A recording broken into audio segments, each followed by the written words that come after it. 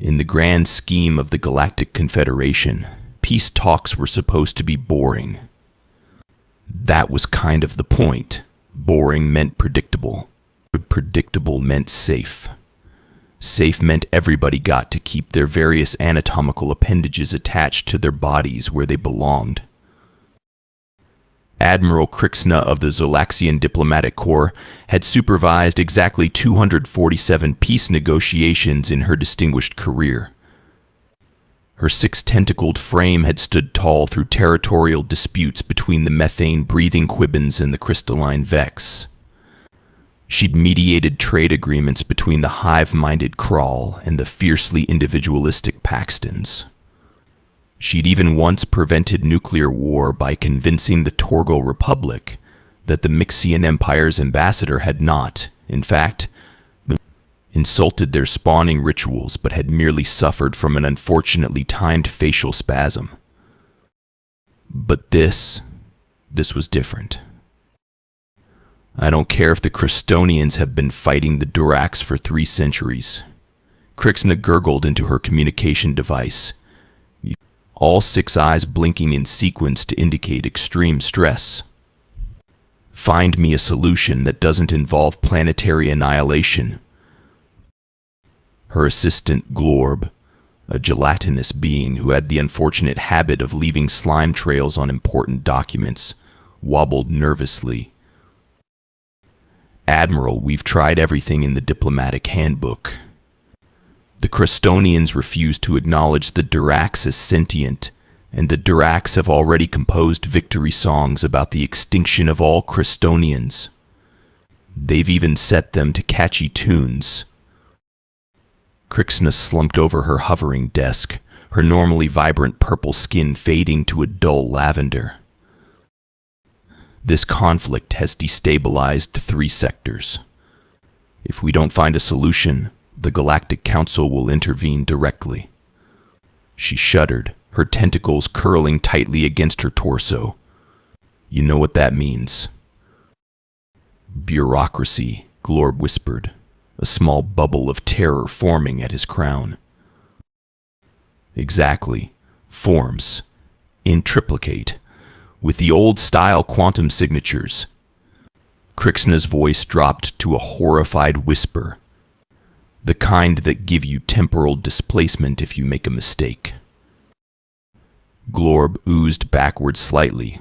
We need a miracle, Admiral. Krixna's central eyes narrowed thoughtfully. No.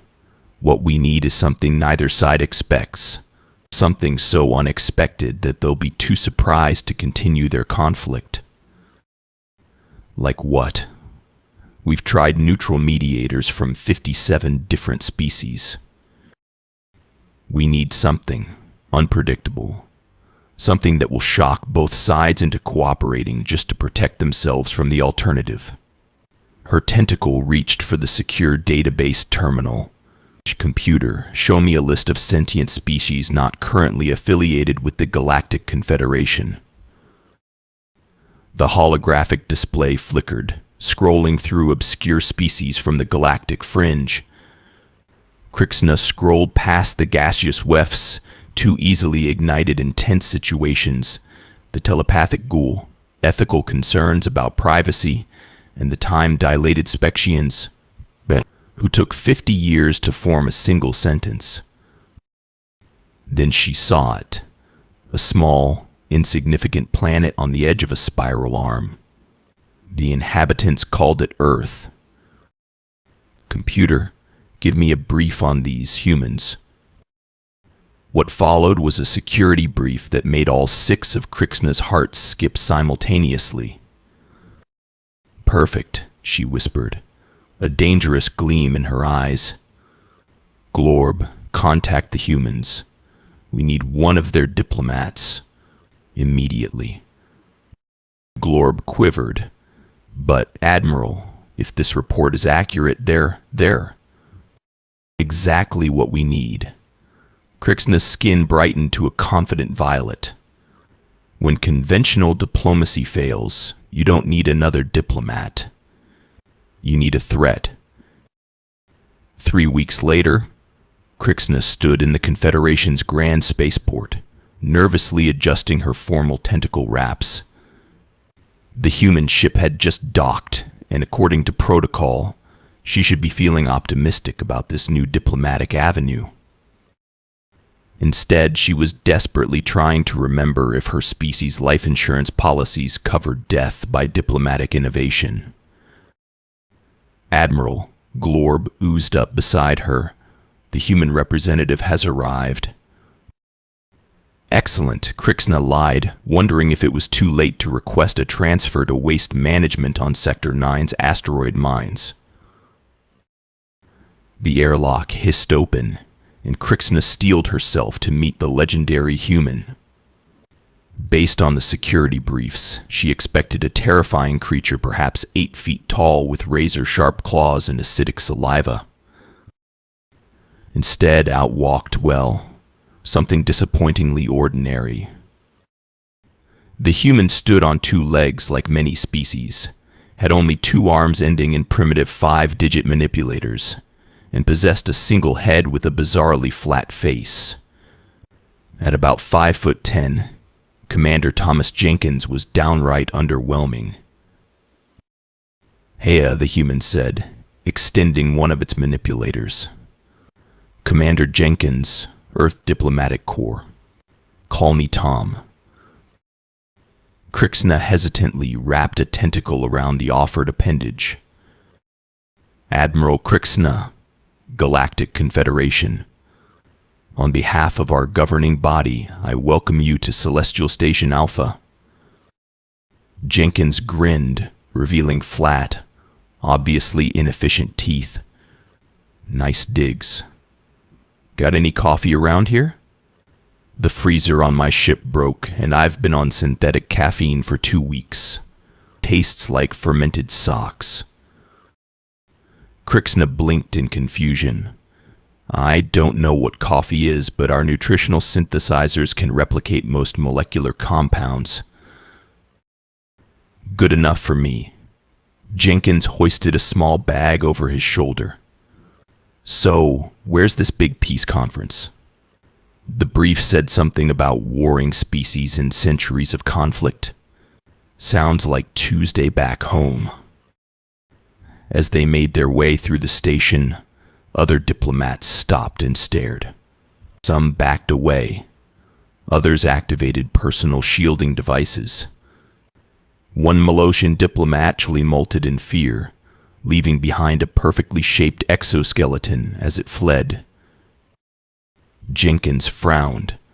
"Did I forget to put on deodorant or something?" "Ah, no," Krixna said delicately. "It's just that humans have a certain reputation in galactic circles." "We do. Since when? We've only had faster than light travel for like 50 years. Half the galaxy doesn't even know we exist."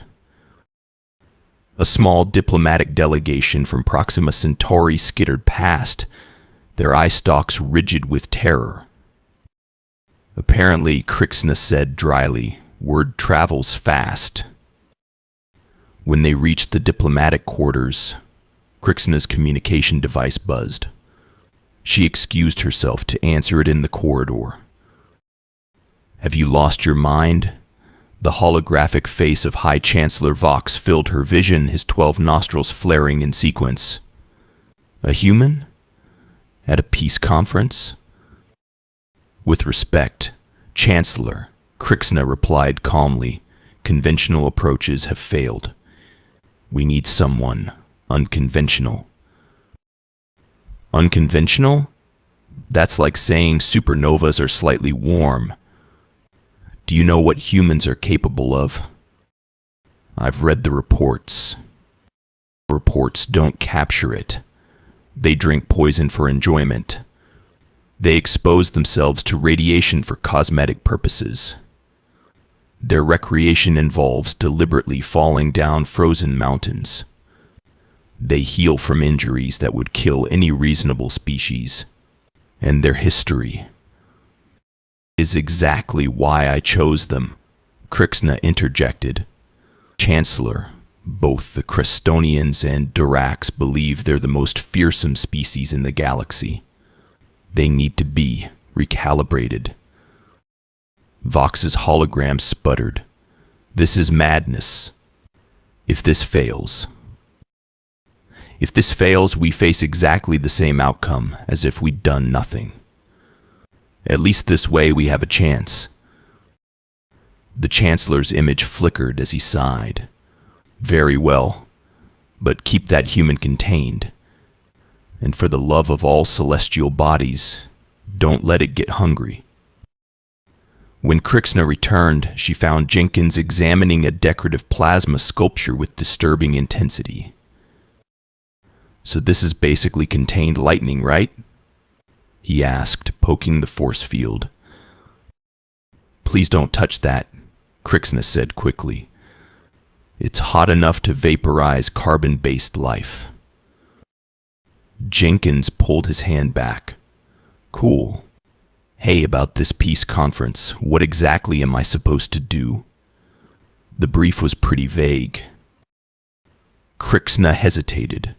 You're here to present an alternative perspective. Uh-huh. And why did that praying mantis-looking dude in the hall just call me the destroyer in what I'm pretty sure was a religious context? Before Crixna could formulate a suitably vague response, her device pinged. Ah, the delegations are arriving. We should proceed to the Grand Convocation Chamber. As they walked, Jenkins looked around curiously. So what's the deal with these warring species anyway? The Crestonians and Durax have been locked in conflict for over 3 centuries, Crixna explained. It began as a territorial dispute over a single moon, but has since expanded to encompass 12 star systems. 300 years over a moon. That's dedication to holding a grudge. The original cause hardly matters anymore. Now they fight because fighting is all they remember. Crixna's tentacles drooped slightly. Millions have died. Entire ecosystems destroyed. And still, neither side will yield. Jenkins whistled. Sounds like they need more than a negotiator. They need a reality check. Crixna's skin rippled with anticipation.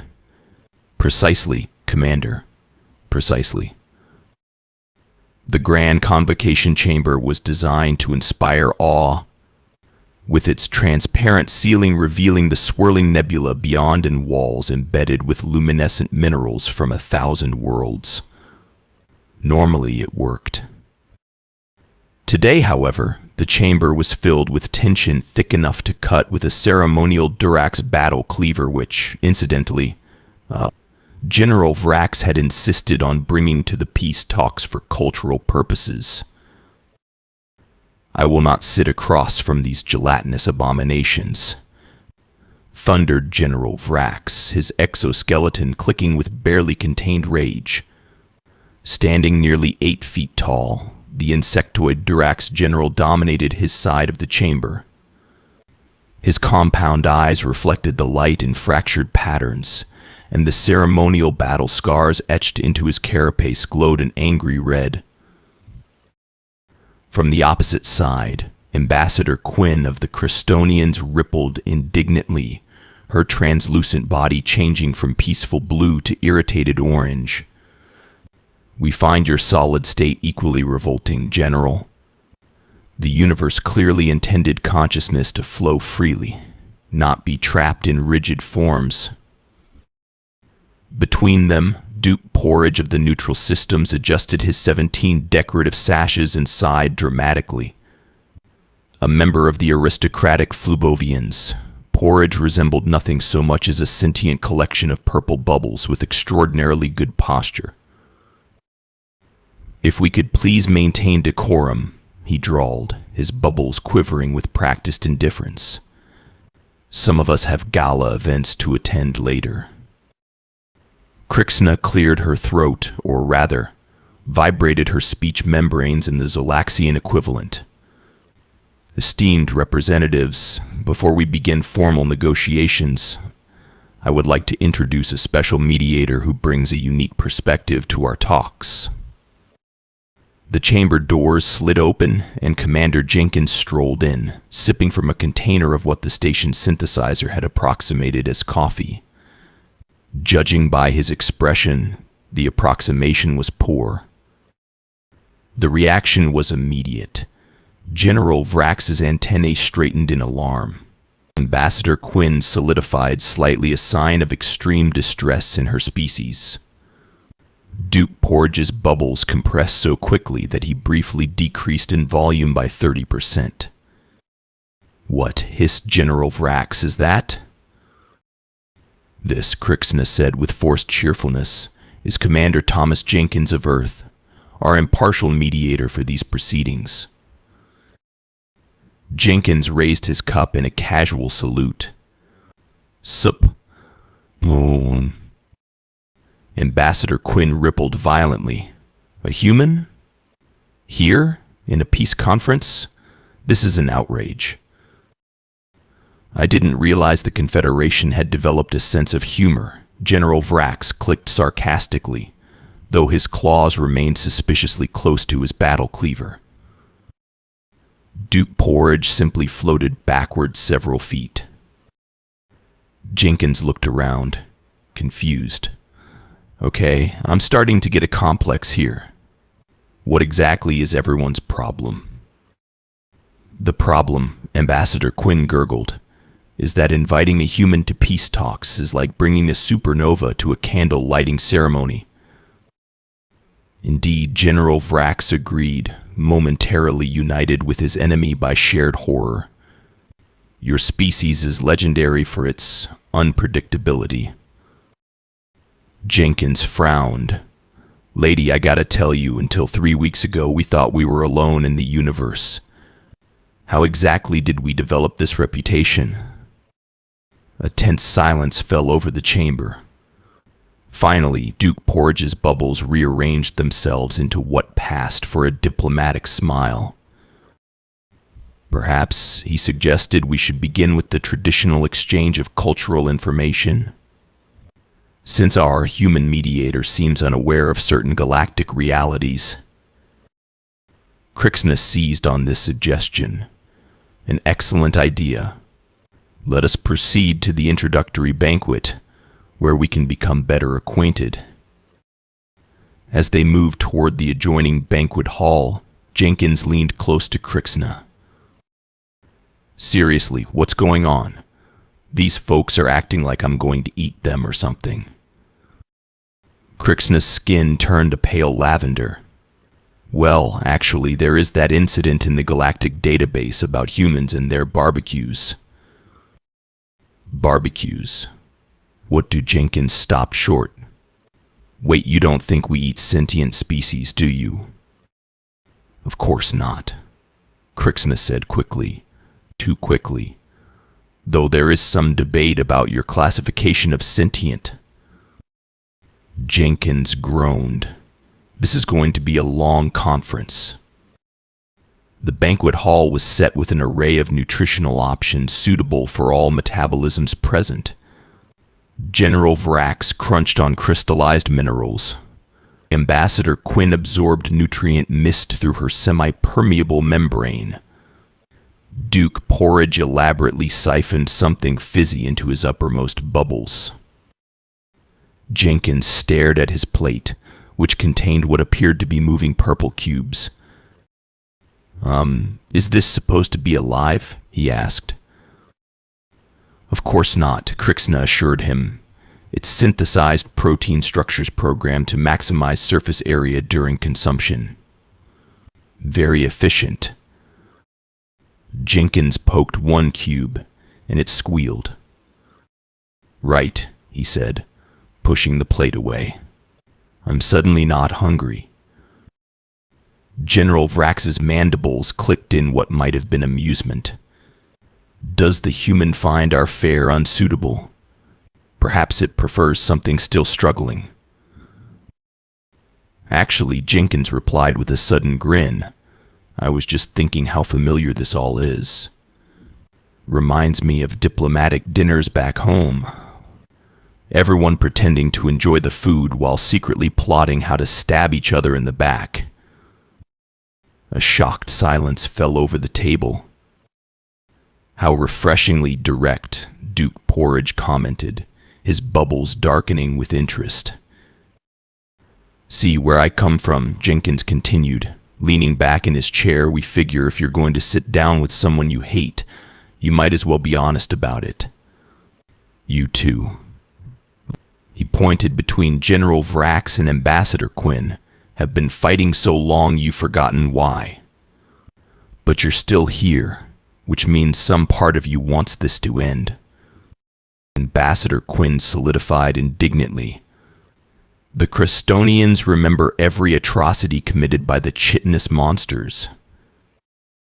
And the Durax Hive remembers every treacherous act of the formless ones. General Vrax countered. Great, Jenkins said cheerfully. So you both have excellent memories. Now let's see if you have any imagination. Because from where I'm sitting, it looks like you've got two choices. Figure out how to share a galaxy, or become extinct trying to own it all. He picked up one of the purple cubes and popped it in his mouth. It made a pitiful noise before he swallowed. Not bad, he remarked to the stunned table. Tastes like chicken. By the third day of the peace conference, Crixna was beginning to question her life choices. Specifically, the choice to bring a human into a delicate diplomatic situation instead of, say, throwing herself into the nearest black hole. The formal negotiations had devolved into thinly veiled insult exchanges. General Vrax had threatened ritual disembowelment 7 times. Ambassador Quinn had twice dissolved into a puddle of rage, requiring emergency rehydration. Duke Porridge had developed a nervous bubble popping tic that echoed through the chamber at irregular intervals. And Commander Jenkins? He was currently balancing a stylus on his nose while the representatives argued. The Omega Sector is rightfully Crestonian territory. Ambassador Quinn insisted, her form rippling aggressively. Our people have cultivated the nebula gardens there for generations. Nebula gardens that grow on Durax mining platforms. General Vrax countered, his mandibles clicking furiously. His platforms built with resources extracted from our moons. The moons you illegally occupied after the Treaty of Xandar. The treaty your infiltrators sabotaged. Pop. Duke Porridge nervously burst another bubble. Jenkins finally removed the stylus from his nose and stood up. Okay, I've heard enough. All eyes compound, gelatinous, and bubble-based turned to him. You know what your problem is? Jenkins said, pacing around the table. You're both so busy being right that you've forgotten how to be smart. General Vrax's antennae twitched dangerously. The human dares question our intelligence? Not questioning it, just wondering where you're hiding it. Jenkins leaned against the table. Let me break this down in human terms. You're fighting over rocks in space. Meanwhile, there's a whole galaxy out there full of rocks. Really nice rocks. Rocks nobody's fighting over. Ambassador Quinn solidified with indignation. The territories in question are sacred ancestral holdings. Sacred because people died for them, or sacred because they're actually valuable? Jenkins countered. Because, from what I can tell, you've both spent 3 centuries and countless lives fighting over real estate that's now so bombed out and polluted from warfare that nobody can actually use it. The chamber fell silent except for the soft pop of one of Duke Porridge's nervous bubbles. The human has a point, The Duke ventured cautiously. General Vrax slammed a claw on the table. The Drax do not abandon their objectives. We will fight until... That's when the ceiling exploded. Debris rained down as 6 figures in environmental suits crashed into the chamber on jetpacks. Before anyone could react, they deployed weapons not standard blasters, but something far more sinister. Molecular destabilizers. Krixna shouted in horror. Everyone take cover. The assassins fired indiscriminately. A beam narrowly missed Ambassador Quinn, hitting the wall behind her and instantly reducing it to its component atoms. Duke Porridge squealed as another beam passed through his lower bubbles, temporarily dispersing them.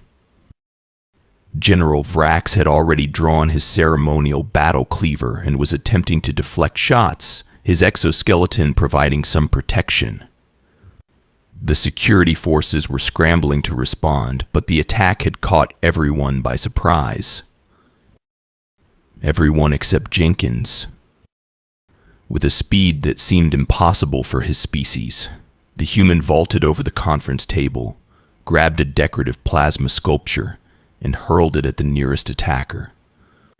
The sculpture, the same one he'd been warned, could vaporize carbon-based life shattered against the assassin's helmet, short-circuiting their systems in a shower of sparks. Krixna, Jenkins shouted. Emergency protocols. Shaking off her shock, Krixna slapped the emergency panel. Gravity in the chamber reversed instantly, a standard Confederation security measure. The unprepared assassins were thrown toward the ceiling, their jetpacks working against them. All except one, who managed to adjust and took aim directly at Ambassador Quinn. Jenkins launched himself through the zero-G environment like he'd been born in space, tackling the assassin mid-air. They grappled briefly before Jenkins did something so shocking that everyone, diplomats, security, and remaining assassins alike, froze in horror. He bit the assassin's environmental suit, ripping through the material with his teeth. The assassin panicked as their atmosphere began venting, and in the confusion, Jenkins wrestled away their molecular destabilizer and calmly shot them in the jetpack. The resulting explosion was small but effective, rendering the attacker unconscious. Within moments, security forces had contained the situation. Gravity was restored, and the surviving assassins were placed in custody. As the dust settled, everyone stared at Jenkins. He stood calmly, straightening his slightly singed uniform. "So," he said conversationally, "I'm guessing those weren't the caterers." Later, in the emergency medical bay, as various diplomats were being treated for minor injuries, General Vrax approached Jenkins with something resembling respect. "You fought adequately," the general admitted grudgingly, "for a soft-bodied species." Jenkins shrugged, wincing slightly as a medical drone treated a burn on his arm. "Just did what anyone would do." "No," Ambassador Quinn interjected, her form still quivering from the attack. "What you did was uniquely human."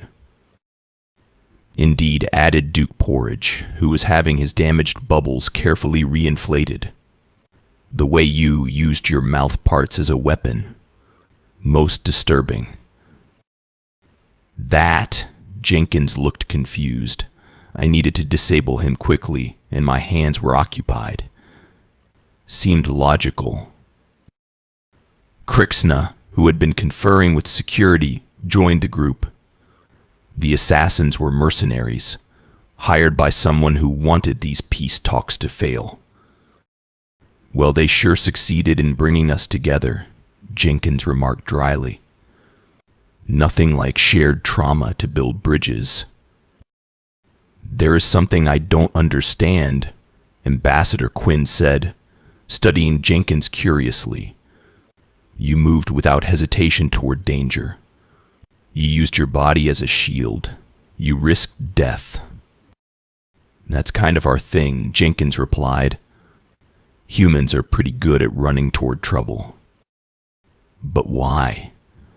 General Vrax demanded. What strategic advantage does self-sacrifice provide? Jenkins thought for a moment. Honestly, it's just instinct. See a problem, fix it. Yeah. See a threat, eliminate it. It's how we survived on Earth. Your planet must be extraordinarily dangerous, Duke Porridge commented, bubbles quivering. Not really. We're just really bad at risk assessment. Jenkins grinned. Which reminds me now that someone's tried to kill us all. Maybe we can get back to this peace treaty with a little perspective? The aliens exchanged looks. For the first time in centuries, the Crestonians and Durax found themselves in complete agreement about something. Humans were terrifying. After the assassination attempt, the peace talks moved to a secure location aboard Krixna's diplomatic vessel. Security was tightened, tensions were high, and progress was still non-existent. The humans' heroics changed nothing, General Vrax insisted, pacing the chamber. The disputed territories remain disputed.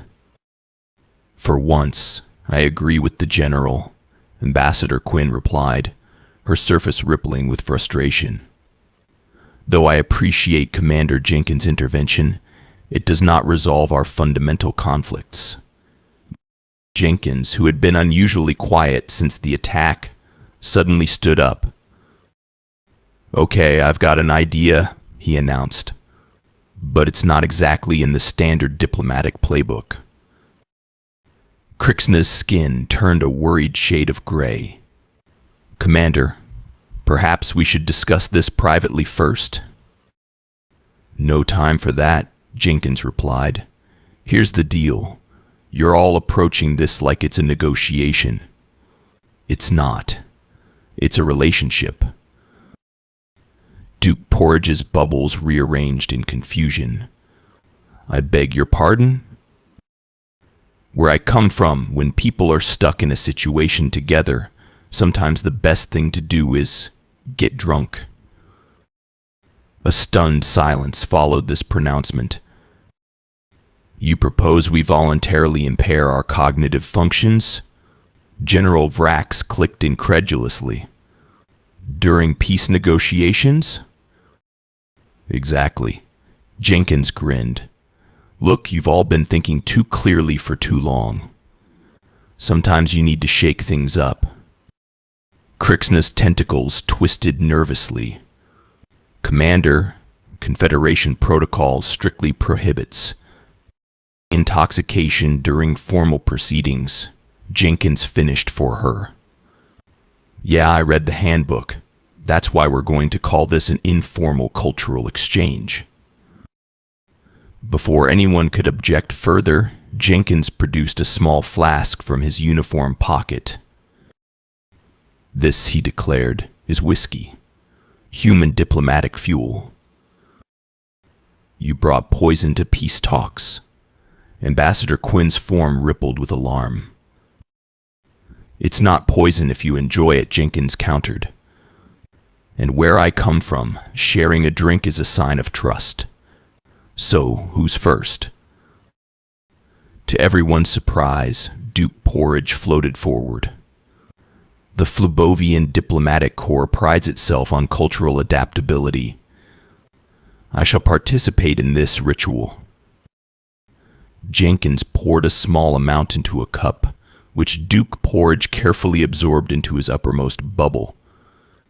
There was a moment of silence. Then the Duke's entire form shuddered. Fascinating, he exclaimed, his color shifting to a pleased fuchsia. It creates the most peculiar vibrations. Curiosity piqued, General Vrax stepped forward next, followed reluctantly by Ambassador Quinn, who had to be provided with a special absorbent pad. Soon, the formal diplomatic chamber had transformed into something resembling a terrestrial cocktail party. Jenkins had somehow produced additional bottles of various human spirits, explaining each one's significance in Earth diplomacy. And this, he said, pouring something clear into General Vrax's container, is what we broke out when negotiating with the Russians during the Cold War. We called it detente in a bottle. The general's mandibles clicked in what might have been a laugh. Your species deliberately poisons itself to facilitate communication? Extraordinary. Pry. Not poison, Jenkins corrected, taking a sip himself. Social lubricant. As the cultural exchange continued, something remarkable happened. The rigid formality between the delegates began to dissolve. General Vrax started explaining the intricacies of Durak's mating dances to a fascinated Duke Porridge. Ambassador Quinn, now a much more vibrant shade of blue, was demonstrating how Crystonians could form complex shapes with their malleable bodies. Krixna, who had refrained from partaking in the human beverages, watched in amazement. "What is happening?" she whispered to Jenkins. "Standard human diplomatic strategy," he replied with a wink. "Get everybody relaxed enough to say what they really think instead of what they're supposed to say." "This is unprecedented," Krixna marveled. "The Crystonians and Durax haven't engaged in voluntary conversation for centuries." Jenkins nodded. "Yeah, turns out it's hard to hate someone after you've seen them do karaoke." As if on cue, Duke Porridge began emitting a series of melodious bubbles that apparently constituted Flubovian singing. Later, as the effects of the human beverages were beginning to fade, Jenkins guided the conversation back to the disputed territories. "So here's what I don't get," he said casually. "You're fighting over these 12 star systems, right?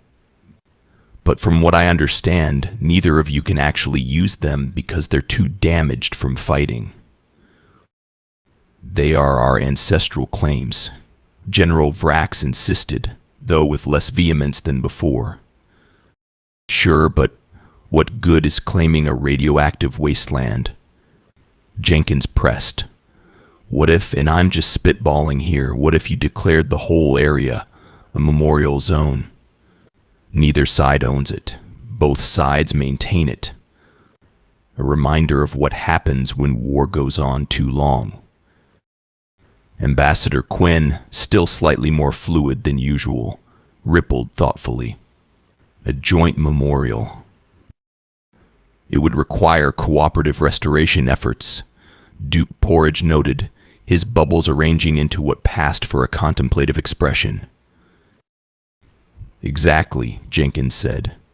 "You work together to fix what you broke together. Meanwhile, you establish new colonies in all that empty space nobody's fighting over." General Vrax's antennae twitched. The Durax would never, he paused, considering. "Though I suppose joint restoration projects would allow us to maintain a presence without direct conflict." And Jenkins added casually, "Earth would be happy to provide technical assistance. We've gotten pretty good at cleaning up war zones. Lots of practice. This is not entirely unreasonable," Ambassador Quinn admitted. Plus, Jenkins continued, his tone deliberately casual. "It would really disappoint whoever hired those assassins if you two actually made peace." That seemed to strike a chord. If there was one thing both species shared, it was a love of spiting their enemies. Krixna watched in astonishment as the outline of an actual agreement began to form. After centuries of hatred, the prospect of annoying a common enemy combined with the lingering effects of human diplomacy was achieving what countless formal negotiations had failed to do. Later, as the delegates retired to their quarters to recover from human beverages, Crixna cornered Jenkins in the corridor. That was not diplomacy, she accused. That was manipulation. Jenkins shrugged. Same thing, just with fewer pretenses. They needed to see each other as people, not enemies. And they needed a way to cooperate without losing face. He grinned.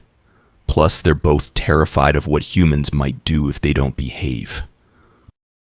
You used their fear of your species? Of course. Best card I had to play. Jenkins stretched casually. By the way, I've been meaning to ask, what exactly do these aliens think humans do that's so scary? Crixna hesitated. There are stories. Reports of humans surviving conditions that would kill any reasonable species. Consuming toxins for pleasure. Deliberately damaging their bodies for aesthetic purposes. You mean like alcohol and tattoos? Jenkins laughed. That's what has everyone so freaked out. And your history, Crixna added quietly. Your wars. Your rapid technological development. The way you went from planetary combustion engines to fusion drives in less than 2 centuries. Jenkins sobered slightly. Yeah, well, we're an impatient bunch. Which makes you perfect for this situation, Crixna admitted. Sometimes, Admiral, the right tool for peace looks remarkably like a weapon. 3 days later, in the Grand Convocation Chamber newly repaired after the assassination attempt, representatives from 17 species gathered to witness the impossible. The signing of a peace treaty between the Cristonians and Durax. The terms were unorthodox, to say the least. The disputed territories would become a jointly administered memorial and restoration zone. New colony rights would be established in previously unclaimed sectors. A cultural exchange program heavily monitored would be implemented. And most surprisingly, both species had requested ongoing human consultation for the restoration projects. As Ambassador Quinn and General Vrax formally encoded their genetic signatures into the treaty, the Confederation equivalent of signing, a ripple of disbelief ran through the assembled diplomats. I still don't understand how this happened, High Chancellor Vox muttered to Crixna. 3 centuries of warfare ended in a week because of one human? Crixna's skin rippled with amusement. It seems, Chancellor, that sometimes the most effective peace negotiator is someone both sides fear more than they fear each other. But the human didn't threaten anyone. He didn't have to, Crixna explained. His mere presence and his unsettling capabilities provided perspective. The Cristonians and Durax realized their differences were small compared to the potential threat humans might pose to the galaxy. So they made peace out of fear. Initially, perhaps. But Commander Jenkins also showed them something important, that cooperation can be more advantageous than conflict. Across the chamber, Jenkins was chatting amiably with Duke Porridge, apparently explaining something about Earth swimming competitions that had the Flubovians' bubbles practically vibrating with horror. The formal ceremony concluded, and as the delegates mingled, Crixna approached Jenkins. Commander, on behalf of the Galactic Confederation, I extend our deepest gratitude. You have accomplished the impossible. Jenkins grinned. Just doing my job. Though I'm still not entirely sure what that job was supposed to be. You were exactly what we needed, Crixna admitted. It's a controlled threat. A reminder that there are more dangerous things in the universe than ancient enemies. Happy to help, though I'm not sure how I feel about being the galaxy's boogeyman. Jenkins glanced around at the still nervous delegates. Humans aren't actually that dangerous. Perhaps not individually, Krixna agreed. But your potential, that is what makes other species uneasy. You adapt too quickly. You take too many risks. You survive what should kill you. Fair enough. So what happens now? Before Krixna could respond, High Chancellor Vox approached, all 12 nostrils flaring with excitement. Commander Jenkins, an extraordinary achievement. The Confederation would be honored if you would consider serving as a special diplomatic consultant for other, challenging situations. Jenkins raised an eyebrow. You want to use me as a threat in other negotiations? Not a threat. Vox objected, then reconsidered. Well, perhaps a deterrent. A reminder of what cooperation can achieve, and what refusing to cooperate might unleash upon the galaxy. You want to point at me and say, behave or the humans will get involved. Jenkins finished with an amused smile. The High Chancellor's skin flushed a deep purple. I would phrase it more diplomatically, of course, but essentially yes. Jenkins laughed, a sound that made several nearby diplomats flinch. Well, I suppose there are worse jobs than being the galaxy's diplomatic nuclear option. Later, as the celebration continued, Krixna found Jenkins at the observation deck, staring out at the stars. You seem contemplative, Commander, she said, sliding up beside him. Just thinking about perspective, he replied. All these species, all these civilizations. Back home, we thought we were alone in the universe. Turns out we're just the scary new neighbors nobody wants to talk to. Not scary, Krixna corrected. Unpredictable. There's a difference. Is there? Fear is a response to a known threat. What the galaxy feels toward humans is something more akin to respectful caution. Jenkins snorted. That's a nice way of saying everyone's waiting to see if we blow ourselves up or take over the galaxy. Perhaps, Krixna admitted. But today you showed the Confederation something important about humans, your capacity to create peace, not just chaos. By threatening chaos. By showing alternatives. By thinking differently. Krixna's tentacles gestured toward the celebration. Look at them. The Crystonians and Durax are actually conversing. Voluntarily. After 3 centuries of war. Jenkins nodded slowly. I guess sometimes you need an outside perspective to realize how ridiculous your problems look. Exactly. And that is why the Confederation needs humans. Not as weapons, but as recalibrators. Before Jenkins could respond, their conversation was interrupted by General Vrax, who approached with what appeared to be a ceremonial weapon. Human, the general said formally, the Durax Hive wishes to present you with this token of our respect. He extended the gleaming blade. It is a warrior's honor, given only to those who have demonstrated exceptional survival potential. Jenkins accepted the weapon with appropriate gravity. I'm honored, General. The blade has been in my family for 12 generations, Vrax continued. It has tasted the fluids of 17 species. That's disturbing but impressive. Not to be outdone, Ambassador Quinn approached, her form shimmering with formal patterns. The Crystonian Collective also wishes to present a gift. She extended a small, pulsing orb. This is a memory crystal containing the collective experiences of our first contact with other sentient species. We believe humans will find it educational. "Thank you," Jenkins said, accepting the gift cautiously. "I'll make sure it gets to the right xenoanthropologists." As the two former enemies moved away, still carefully maintaining distance from each other, Jenkins turned back to Krixna. "So this is diplomacy, huh? Get everyone drunk, scare them a little, and accept weird gifts."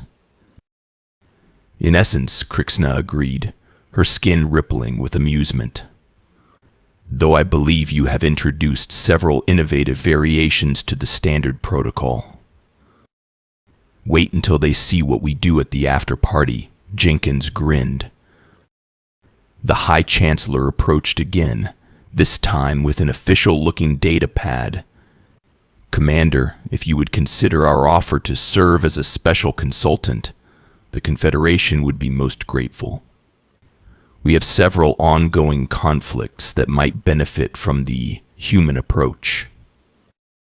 Jenkins pretended to consider this for a moment, though his mind was already made up. After all, how often did a person get the chance to represent their entire species to the galaxy? "Chancellor," he said finally, "I accept on one condition." "Name it." "In every future peace negotiation where humans are involved, the Confederation includes the following warning in the official documentation. Caution, peace talks include humans. Proceed at your own risk." The High Chancellor blinked all 6 eyes in sequence. "You wish us to advertise your species as a hazard?" "Exactly," Jenkins said with a wink to Krixna. "If everyone's going to be afraid of us anyway, we might as well use it to keep the peace." As word spread of this unusual condition, a strange phenomenon occurred throughout the chamber. The assembled diplomats representing species that had evolved on worlds light years apart all produced their own equivalent of the same reaction, nervous laughter. And thus began what would later be known as the human era of galactic diplomacy, where the mere threat of human involvement became the Confederation's most effective peacekeeping tool. After all, why continue fighting each other when there were humans out there, just waiting for an invitation to your conflict, ready to solve your problems with their bizarre methods, terrifying biological capabilities, and completely unpredictable solutions? As Krixna later noted in her official report, sometimes the most effective path to peace isn't through harmony or understanding, but through the galaxy's shared agreement that some things like humans are just too alarming to risk unleashing. In this respect, humans may be the greatest peacekeepers the Confederation has ever discovered, not despite their chaotic nature, but because of it. Humanity had finally found its place in the galactic community. Not as conquerors, not as victims, but as the diplomatic equivalent of a controlled explosion.